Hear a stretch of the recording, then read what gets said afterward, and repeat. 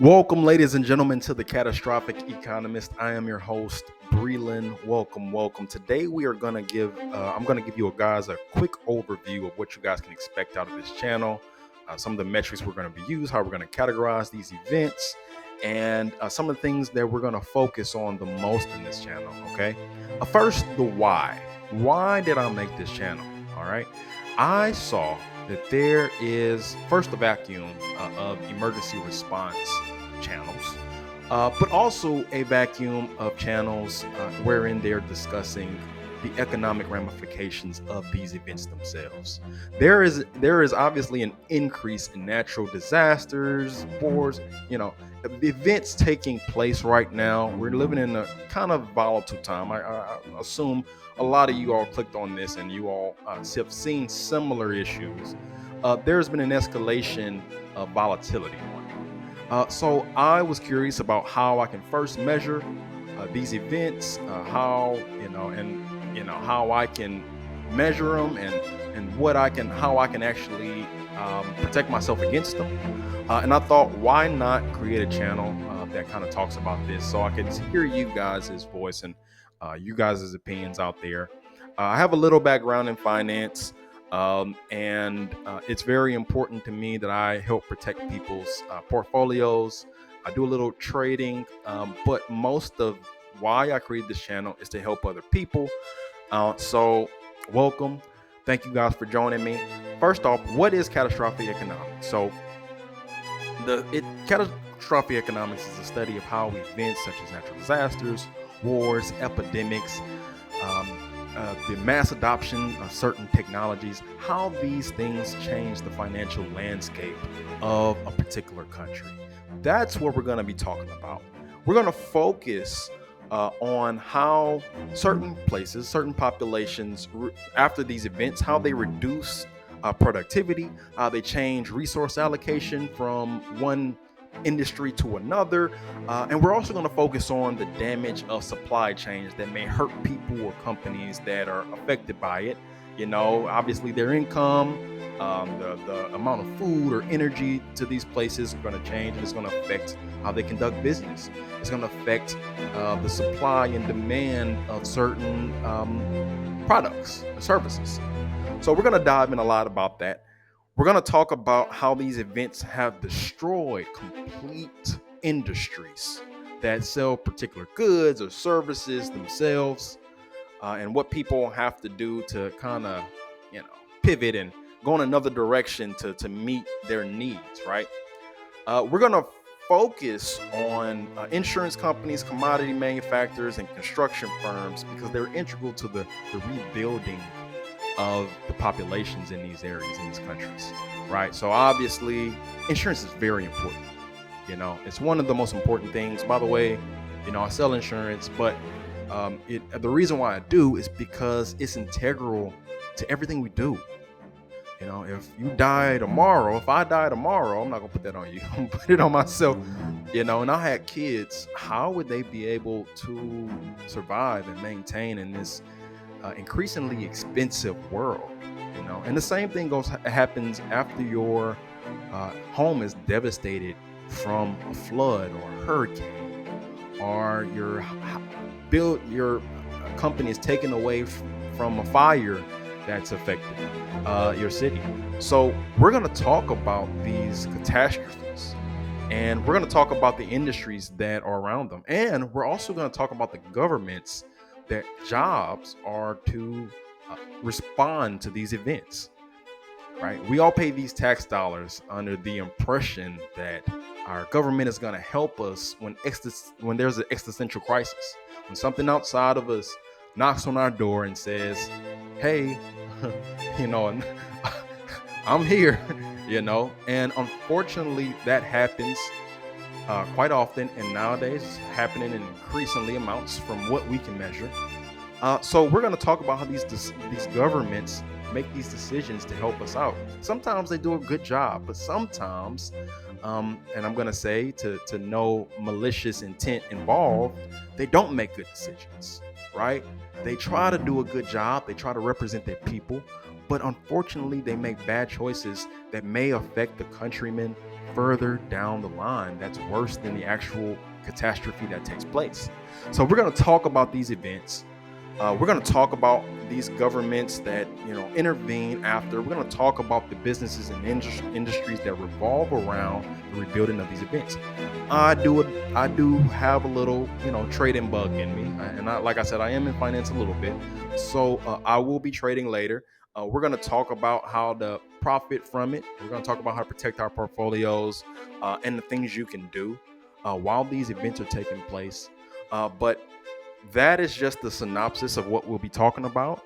Let's dive into really quickly about how we're going to measure these events. Really quickly, though, so measuring these events is quite difficult, as you can imagine. We don't have a crystal ball. We can't look into the future, so we don't know exactly, what events will affect the most or the least, or will it, have any impact on that particular place or not.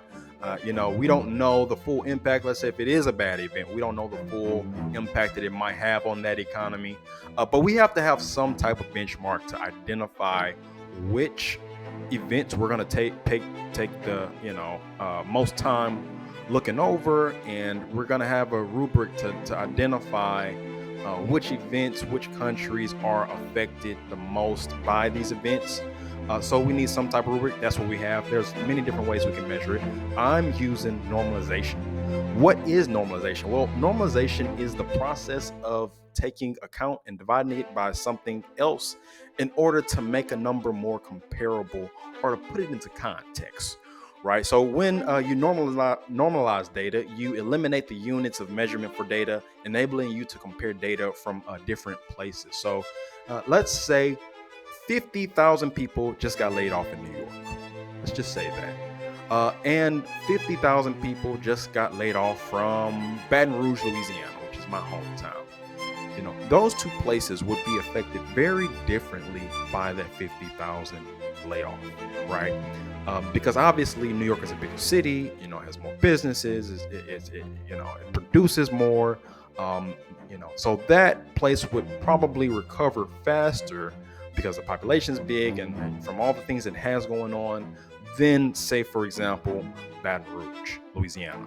So, ladies and gentlemen, that's what I'm picking. That's what we're going with, just to identify which events we think would affect a population the most, because we have to identify something in order to focus. So again, that's what I'm using. Let's take a quick look, give you guys an example of the forms we're going to use, so you guys aren't, perplexed later when we're talking about some of these metrics. All right, let's look at it real quick.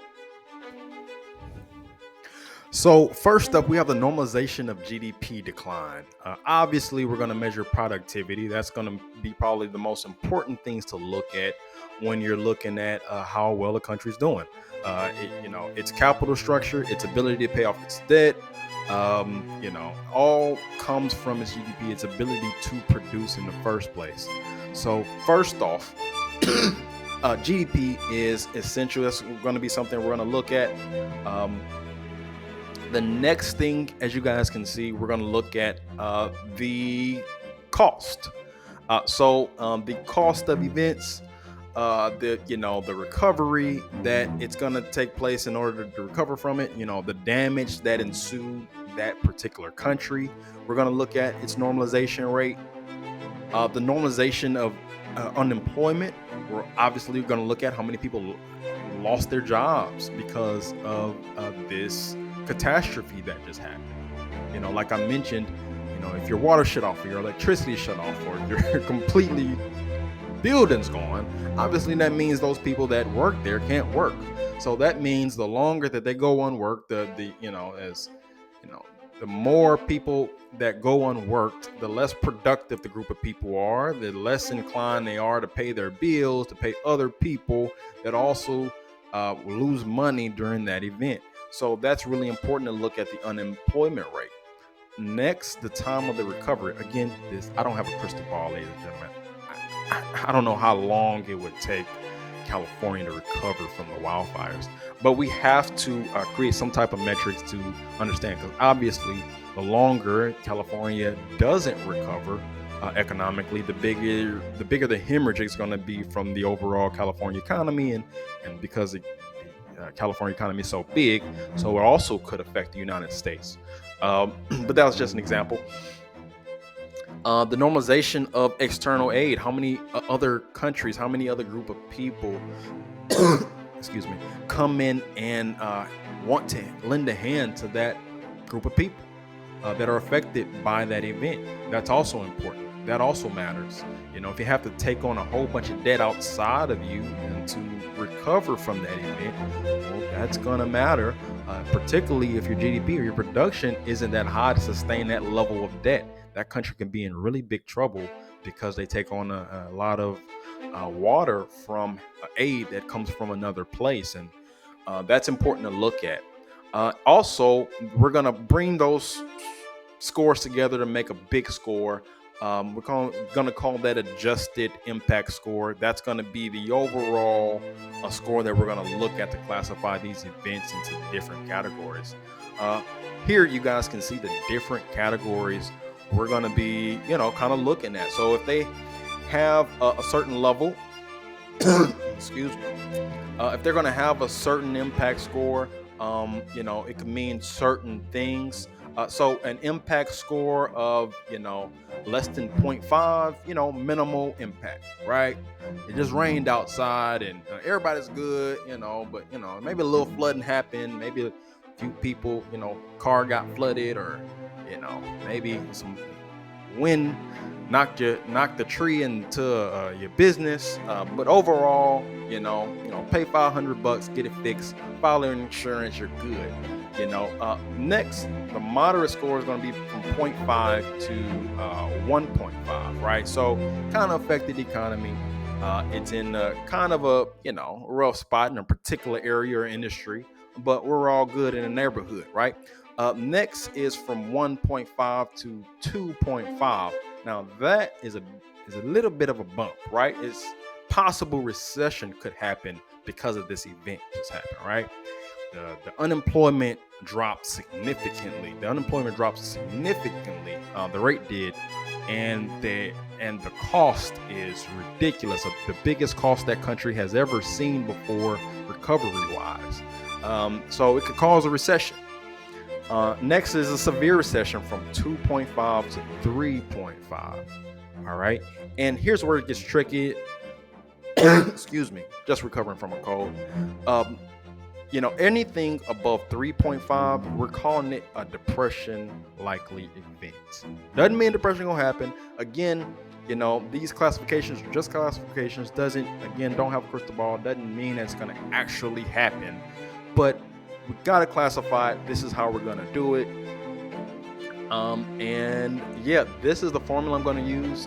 Feel free to pause it and check it out. These are just examples of these events happening. Again, all of these events necessarily didn't go through a depression on paper, or we're going to talk about that.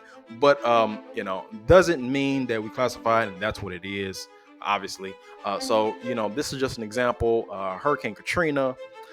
It created a moderate effect. It hindered the economy just a little bit in the United States. The financial crisis. We don't measure financial events per se here, but just an example. It was a depression likely event. According to the metrics that I proposed a few seconds ago. The global pandemic, depression likely because of COVID-19. Also was World War II, right? Also a depression likely event. So these are just, rudimentary, really quick metrics that I pulled up to help us classify these certain level events so we know which ones to dive in the most. And if you guys have any, thinking, you guys think that I can, measure better with a different formula, or you guys have different suggestions for me, please feel free to leave a comment below. Tell me how I should do it. Feel free to also tell me what events that I should focus on the most. I have a lot of events are taking place right now.